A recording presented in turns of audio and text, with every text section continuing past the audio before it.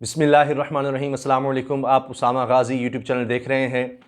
मौलाना फजलुर रहमान साहब के लिए सब अच्छा नहीं है और उनके एक बहुत ही अहम रहनुमा करीबी साथी वो भी ऐसी बातें कर रहे हैं जो मौलाना फजलुर रहमान साहब के लिए अच्छी नहीं है। वो कह रहे हैं कि ये जो कुछ हमें सौंप दिया गया, बल्कि उनके जो अल्फाज हैं वो ये हैं कि ये PDM की क़यादत का जो मामला है, ये इसका बयानिया लेकर चलना, नून लीग का बयानिया ख़ास तौर पर लेकर चलना, ये बहुत भारी काम है, ये आसान काम नहीं है और इस बयानी को संभालना आसान नहीं है और ये सरबराही हमारे गले पड़ गई। ये बड़े अहम अल्फाज हैं।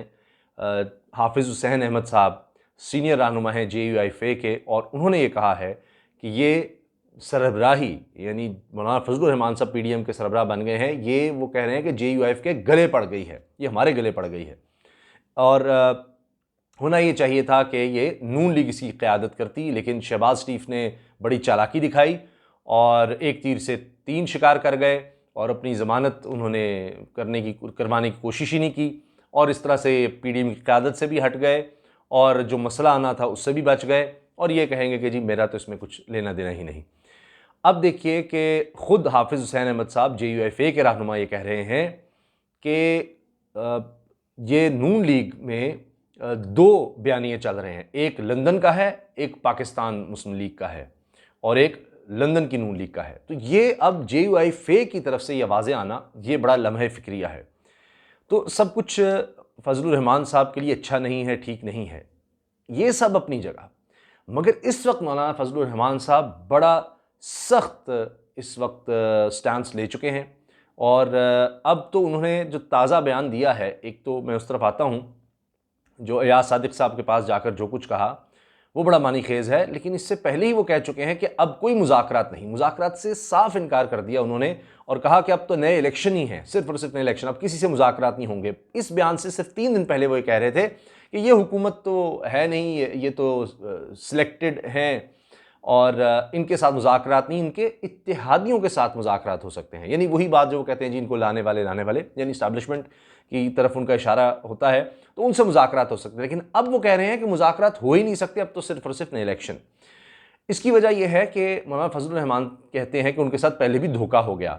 जब वो धरने के लिए आए और धरना दिया तो उनको यकीन दहानी करवाई गई थी कि ये हुकूमत 2020 के जनवरी तक या मार्च तक चली जाएगी, जनवरी तक चली जाएगी, मार्च में इलेक्शन हम करवा देंगे। इस तरह की बातें उनसे कही गई थी, तो वो नहीं हुआ, लिहाजा अब वो किसी के धोखे में नहीं आएंगे और अब तो सिर्फ और सिर्फ ये होगा कि दमादम मुस्तक़िल और इलेक्शन ही करवाओ, तो इससे कम कुछ नहीं।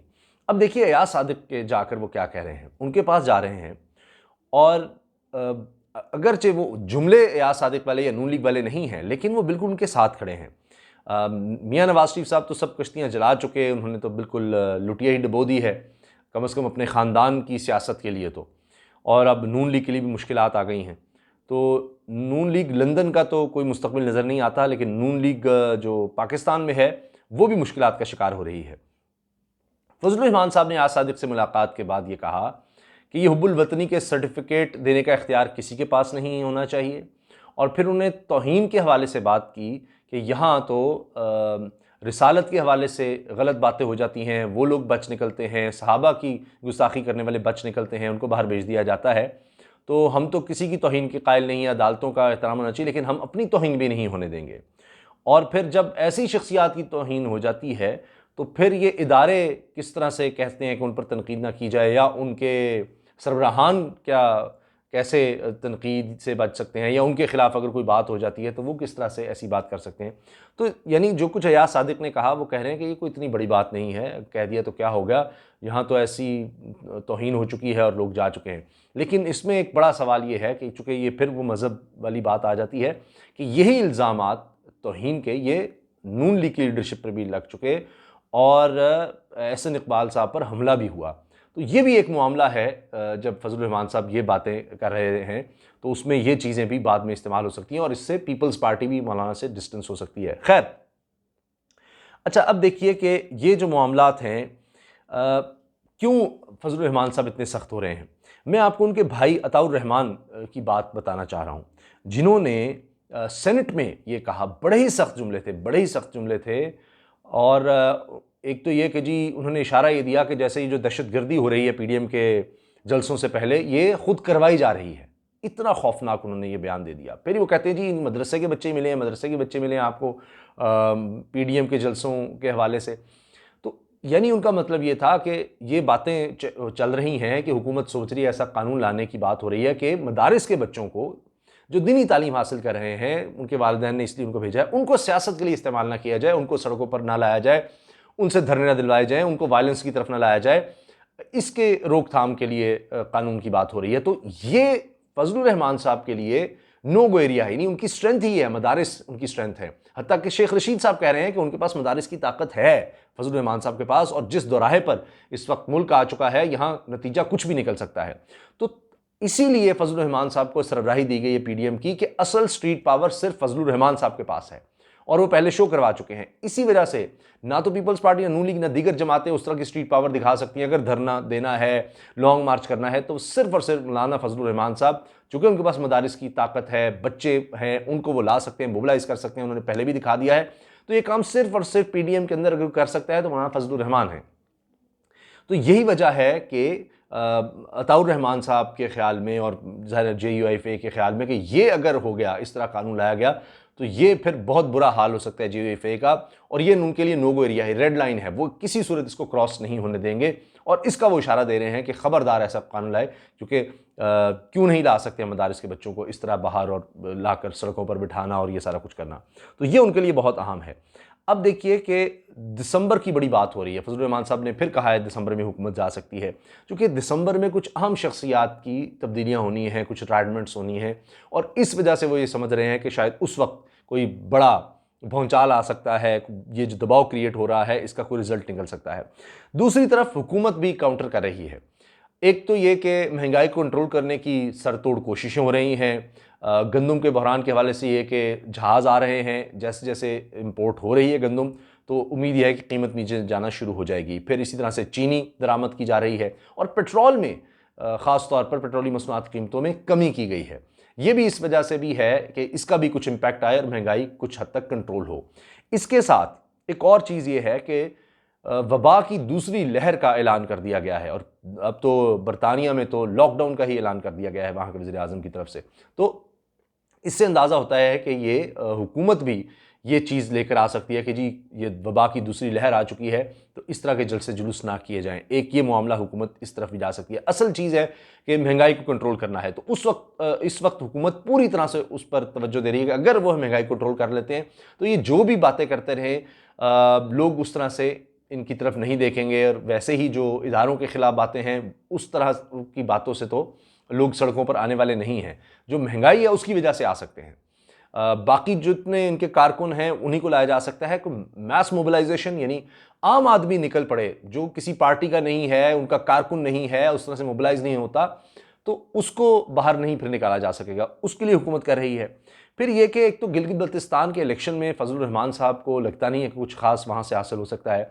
पीपल्स पार्टी अपना जोर लगा रही है, नून लीग अपना लगा रही है, तहरीक इंसाफ भी है, तो वहाँ तो JUIFA तो ज़्यादा कुछ नहीं कर सकती। लेकिन सेंट्रल इलेक्शन के हवाले से यह है कि अगर कोई वोटिंग वगैरह हो जाए तो उसमें कोई उनकी सीट बन सके, उसके इम्कानात नहीं हैं कि मौलाना इस बात पर भी मानेंगे कि सेंट्रल इलेक्शन में इनको कोई एडजस्टमेंट दे दी जाए। तो यही वजह है कि जिस तरह का शेयर एक तो हुकूमत की तरफ से लचक नहीं है, और फजलुर रहमान साहब इसीलिए इलेक्शन की तरफ जा रहे हैं, और पहले उन्होंने कई दफ़ा मुज़ाकरात की बात की लेकिन उस तरह का जवाब नहीं आया। तो अब उन्होंने ये कह दिया है कि ठीक है, फिर जब मुज़ाकरात की तरफ नहीं आया जा रहा तो फिर हम भी नवाज़ शरीफ के पीछे पीछे चलते हैं। और एक आखिर में ख़ास बात कि पेशावर में जो जलसा होने जा रहा है वो बड़ा अहम है, और उसकी भरपूर तैयारियाँ हो रही हैं, और मौलाना फजलुर रहमान साहब और अवामी नेशनल पार्टी, इन दो के कंधों पर ज़्यादा जिम्मेदारी है उस जलसे को कामयाब बनाने की। तो उसके लिए भी भरपूर तैयारियां हो रही हैं, क्योंकि उन्होंने यहाँ से अपनी धाक बिठानी है कि लाहौर में नून लीग ने जो करना था कर दिया, उससे वो मतलूबा नतीजे हासिल नहीं हो सके। वो तो बिल्कुल ही ठुस हो गया था लाहौर में। उसके बाद गुजरांवाला में लोगों को तो इकट्ठा कर लिया, जलसा तो हो गया, लेकिन उससे क्या हासिल हुआ? उस तरह की मूवमेंट नहीं बन सकी। बल्कि आप देखिए कि बयानियाँ जो बनाते रहे इदारों के ख़िलाफ़, फ़ौज के सरबराहान के ख़िलाफ़, दीगर जो बातें होती रहीं, वो अवाम में उस तरह से नहीं हुई, उससे शोर ज़रूर हुआ, लेकिन और मसाइल बनते चले गए, हत्ता कि यार सादिक साहब वाला फिर मामला बढ़ते बढ़ते यहाँ तक आ गया। कराची में भी जो हुआ उसका आप देख लें कि क्या हुआ कि जी वो IG जो हैं 10 दिन के बाद देखेंगे, वो भी इंक्वायरी, वो जो कैप्टन सफदर अमान वाला मामला था वो भी उस तरह से नहीं। अब चीज़ें बहुत तेज़ी से आगे जा रही हैं। या अब तो याद सादिक जो कह दिया उन्होंने, अब तो कहानी उसकी है। जो कुछ कोयटा में कह दिया गया उसकी कहानी है, लेकिन उससे उस तरह की अभी तक मोबिलाइजेशन नहीं हुई जो कि यकीन दिला दे हुकूमत को, लोगों को और इस्टेब्लिशमेंट को या अपोजिशन को भी कि जनाब ये तो हमने इतना कुछ कर दिया है कि जी अब तो ये हुकूमत गई। तो वो काम नहीं हो सके। तो अब पेशावर में जो कि गढ़ अब बन चुका है खैबर पख्तूनख्वा तहरीक इंसाफ का, कि पहली दफ़ा तारीख में हुआ कि जिसकी हुकूमत थी उसी को दोबारा लोगों ने मैंडेट दे दिया। तो वहाँ पर उन्होंने कोशिश करनी है कि सबसे बड़ा वो जलसा कर सकें। जलसा तो बड़ा होगा क्योंकि उसी से फिर आगे फाइनल जो फेज़ आ रहा है फिर दिसंबर का, उसमें चीज़ें डिसाइड होनी हैं। तो फजलुर रहमान साहब के ऊपर बहुत ज़्यादा बोझ आ चुका है। एग्रेसिव वो हैं, लेकिन सब कुछ उनके लिए इतना आसान नहीं है, क्योंकि आगे चलकर उनके ऊपर सबको साथ लेकर चलना और मजहबी हवाले से अपनी जमात को साथ लेकर चलना, फिर पीपल्स पार्टी को साथ लेकर चलना बड़ा मुश्किल होगा। और मैं आने वाले दिनों में शायद 1-2 दिन में आपको बताऊंगा कि किस तरह से फजलुर रहमान साहब और पाकिस्तान पीपल्स पार्टी के दरमियान, बल्कि ये कहना चाहिए कि बिलावल भुट्टो और फजलुर रहमान साहब के दरमियान लड़ाई होने वाली है, बड़ी शदीद लड़ाई होने वाली है। इस बारे में मैं आपको इंशाल्लाह 1-2 रोज़ में बताऊंगा। कुछ डिटेल्स मैं इकट्ठी कर रहा हूँ उस वाले से, तो उस पर भी बात करेंगे। इजाज़त दीजिए, अल्लाह हाफ़िज़। पाकिस्तान जिंदाबाद।